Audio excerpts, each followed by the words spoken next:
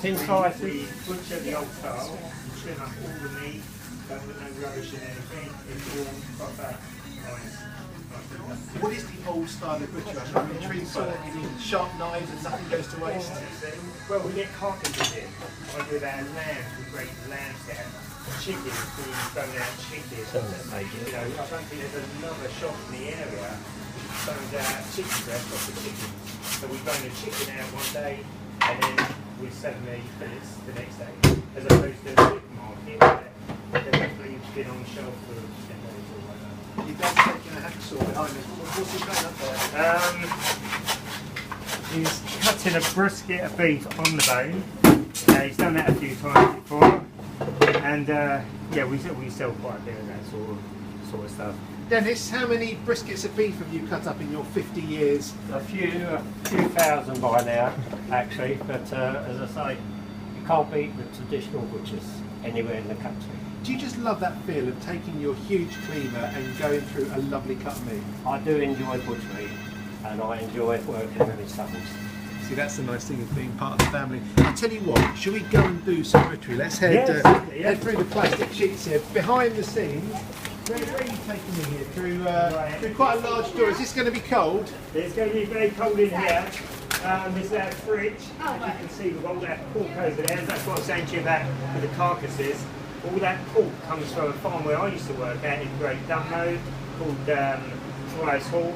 That's the only pork we get in, and the spot on. So you leave it hanging there. Is it important for the meat to hang? With the pork, we get it. It's basically slaughtered on a Monday afternoon, and it comes in here Tuesday. By the end of the week, that will be gone. That's where we make all our sausages, we get our chops, our leg of pork, our loin of pork, all that. And behind us are these lambs. Now I'm assuming this is new season. Yeah, that's all new season's lamb. You know, it's the best you can get. And it's beautiful. We sell loads of it, so it's a good sign. Have you got a carcass that we can sort of get a knife into? Yeah, we sell it. Yeah, bring one out. Out of the fridge into the slightly warmer back room here where all the preparation happens. My word, here we go. So this is a spring lamb. That is. Weigh in total 5 kilos, 6 kilos? You're looking at about 20 kilos. Okay, got that completely Yeah. wrong. And what are we going to get out of it? We've got 2 shoulders. Right, you're going to get your legs, your loin, your breast, your best end, your shoulder, and your scrag. What's the scrag? The neck? The neck, that's it, yeah. And that's another thing we sell a lot of, which they don't sort of sell so much in the supermarkets. Well, I'm a big fan of neck fillet because it's good value and it's tender. Yeah, I would say you're right there. It's about the best bit of meat on the lamb, actually. So here we are. We've got the spring lambs. I'm guessing this means they're not particularly fatty. No, they're just at the right texture, and they've got the right amount of fats and everything. The key part of your tool, your armoury of tools, is your knives. Now these knives look pretty sharp. They certainly are. Are yeah. they maintained with great love? They certainly are. Well, if we have a sharp knife, it makes our job easier. If the knife's blunt, you can't cut through. When we do any cuts in the shop, it's one cut. That's the only way to do it. We don't saw out the meat, so when Dean does a window in the morning, when he displays the rump steaks or whatever, by just doing the one cut, it makes everything so much better. Now, this is your livelihood. I don't want to mess up your lamb because if I cut it in the wrong place, I'm going to mess up probably a nice leg. Yeah. But what can I cut into? What can I create myself? Should we start with the leg or the ribs? Where's the Right. best place to go? How we do it in this shop is we take the legs off first. So I don't know if you. Yeah, I'm ready to take the leg off. Right. It's quite clearly a leg. Now, are we looking for a joint? Yeah, we've got a joint just there. You pull the shank bone out. You can just feel the end of the H bone there. Yeah, there's like a hole. That's it. Yeah, that's the one. And then By the way, lamb shank's another underrated cut of meat. we sell loads of lamb shanks. We sell loads of them. It's popping in the oven for 3 hours. So you're making the first incision. Now I want to then do what? Follow the joint.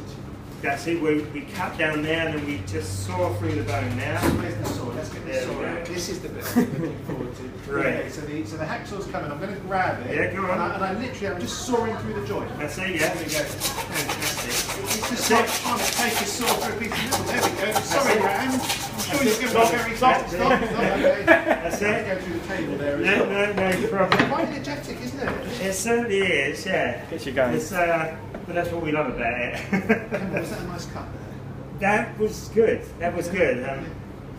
Your son Dean watching on here. Dean, are you impressed with my butchery skills? Yeah, definitely. We want you in here. That's The it. thing is, I love it. So here we go. So we've got, this is basically now the full back end. We've got 2 legs here. Do you want me to cut them in half? Yeah, there you go. If you, We're unwrapping the legs. Now, this is the business end, isn't it? Here? Yeah, it so certainly I'm gonna is. Close my eyes. Right, so if sharp I- knife. straight through there. How often do you sharpen these knives? We sharpen them all the time. We're steeling them up, or we put them through a flicker where it sort of keeps an edge on it, and we stone them about 2-3 times a week. Okay, I'm going to separate these 2 legs. So Yeah, what do you I'm want gonna to do is just cut straight down? through. It's actually quite easy. Yeah, Straight through the with joint, and me and the. they come apart. There you go. One side. Just Yeah, there. and now I've got a bone in the middle there, which am I going to have to whack So that tell one? what we do. Just trim that off there. I've done 2 legs. You certainly So have. they're going to be, what, about 2 kilos each? Yeah, you're looking at about 2 kilo, yeah. So what we do with the legs, which a lot of butcher shops don't do, we trim up. We trim up every bit of fat on that. So you're only selling the actual meat? Yeah, we trim up any fat or bone which the customer doesn't need, basically. Now, this is an artisan trade, and there is art in the artisan trade, isn't it? You Yeah. are an artist. Yeah, I am. So they say. Well, what is an artist? An artist is proud of his work, an artist is careful, an artist works intricately. This is what we're doing here. The thing is, with butchery, I love butchery. I work 7 days a week here, and so does Dean. We were in at 5 o'clock in the morning, working until 7 o'clock at night. So you've got to love it to do it, and you've got to take pride in stuff you do. That's where all the butchers who come here, we are very, very fussy. But that's how we are, and that's what What makes makes it us in. And the reason you have to take pride, I mean, I love my local butcher, I really believe in local butchers. The reason you have to take pride is that ultimately, were I to buy this leg of lamb now, I'm going to take it home. I'm going to really look forward to eating it. I'm going to cook it with love and care and attention. If it turns out not to be a nice leg of lamb, I'm going to be disappointed. That's it. Well, you know, if anyone's got any problems with any meat where they take from here, they come back and see us. We look after them, and you know what I mean. Nice. Now here, the legs were a hack job. I can see I can see relatively how easy it is. Once you move up the lamb, it becomes more intricate because you've got the loins here, and then into the ribs. That's it. That's the rump of lamb. So the next job I do on this is to take the breast of lamb off. Again, breast of lamb, another underrated cut of lamb. Exactly. So what I do there, I take them off quite big here. He's going right under the ribs here. It's such a skill down to the last millimetre. Now, have I got some sawing I can do? You can actually. I'll just start you We've off got to start it there. off because we've got to get in. And here we go. So we're basically cutting under the ribs. Yeah. And just bring off this. The breast is huge, isn't it? There we go. Yeah. Stop.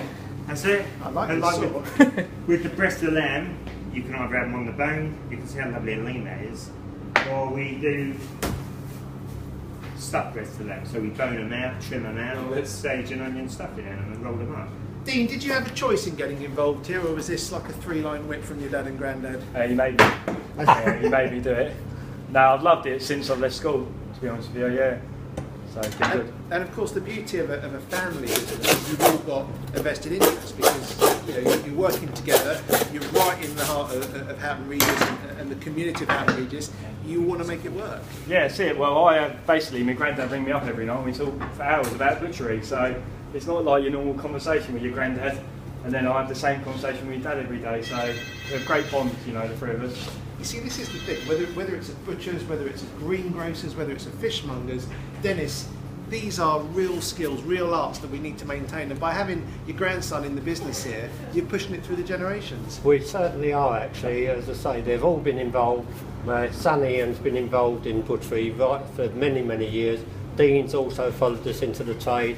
He's equally far better than I will ever be now. That shows a younger generation who has the interest and the heart in the meat trade. And working with his dad, he thoroughly enjoyed it.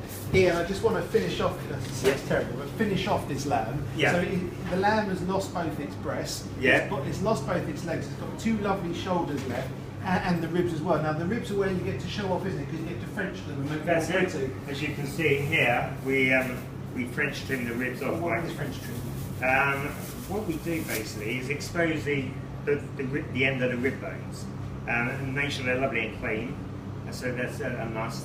And then we score the fat, so when you cook it, it comes out real nice and always nice. Now, one thing that people often wonder with butchers is the provenance of the meat and the quality of the meat. So, are you using traditionally reared meat, or are you using free-range meat? Is there any point in free-range meat and free-range chicken, or do you just look for the quality first, rather than, dare I say, a label? Yeah, we go for quality.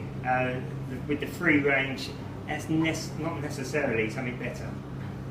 We go for the quality and the taste. As I go back to the pig, is where I get them from. I worked on a farm where they breed them. The farmer there grows all the food for the pigs, so that's where you get the nice taste from, you know. You know where it's come from and you know Yeah. what it's in. Okay, I want to have one last hack at this, Yeah, go on. this sheet That's here. I want to go into the shoulders and ribs. So Right. what's the joint I'm looking for? Right, so if you put your hand there, can you see how that goes in there? Yeah, it's like a sort of an indentation. Yeah, so if you cut down on there, There we you go. will just hit the gristle. And it just comes apart, and I need to now saw the gristle out. I think I'm worried at how much I'm enjoying sawing through. This is very well, Nick. We're beginning to stop there. There we Look go. at that. Have you ever had your fingers Like a pro. under knives or saws? I've had a few little nicks, but nothing major. Touch wood.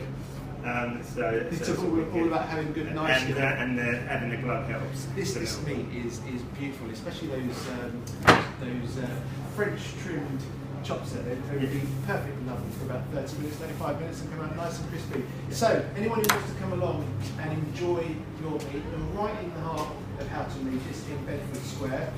What's your contact number? Our contact number is 01582 866 060. Anyone to come down there, we're very approachable in the shop. We've got some nice girls serving. They can ask us anything, and I think people will be surprised at the deals we've got. So it's a good thing. I think this is the case not only for butchers, but also for greengrocers and fishmongers. Often they are much better value than supermarkets. You're also very active on social media. I mean, lots of people like you on Facebook. But where are you on Facebook? Well, we're up to about 985. We want to hit 1,000, and as soon as we do that, we're going to do a beef cutting demonstration and put it on YouTube. So if anyone wants to join us on Facebook, it's D&I Family Butchers. We work with them. Ian, Dennis, Dean, you've been absolutely lovely. There's just one thing I need to do before I go, and it's this.